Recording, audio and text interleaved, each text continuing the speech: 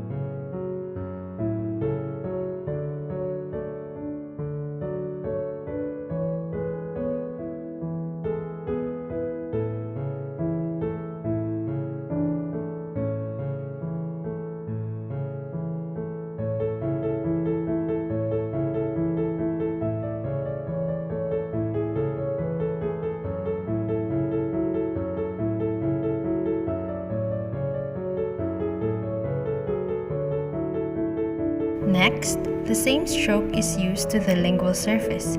Begin from the mid-lingual surface to the most distal surface, across the lingual surface and to the mesial surface.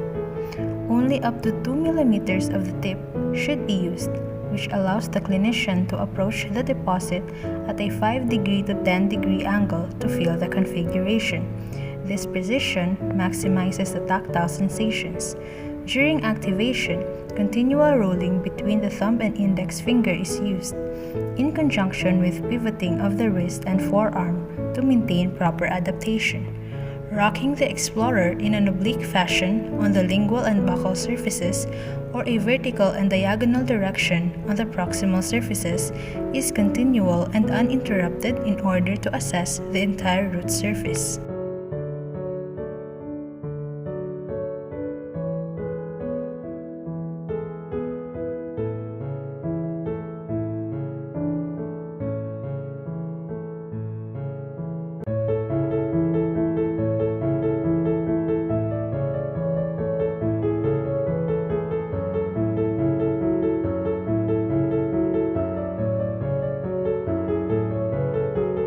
Periodontal probing.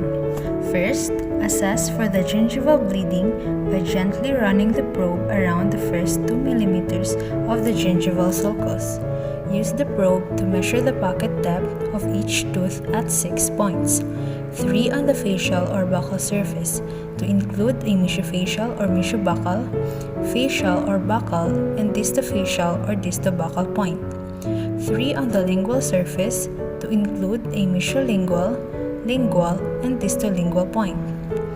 Gently insert the periodontal probe into the gingival sulcus, keeping it parallel to the long axis of the tooth while tilting the probe on the interproximal area and maintaining light pressure.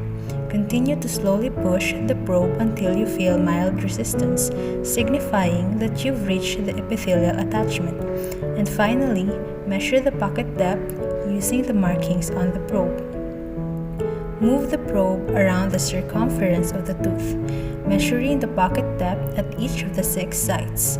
Use a walking stroke where you withdraw the tip, move it about 1 millimeter along and reinsert with gentle pressure, repeating all the way around the tooth. If the gingival tissue has receded, you can determine clinical attachment loss by measuring the distance between the gingival margin and the cemento-enamel junction, and then adding it to the pocket depth. Next, use the probe to measure the total width from the free gingival margin to the mucogingival junction. Subtract the pocket depth to get the width of the attached gingiva.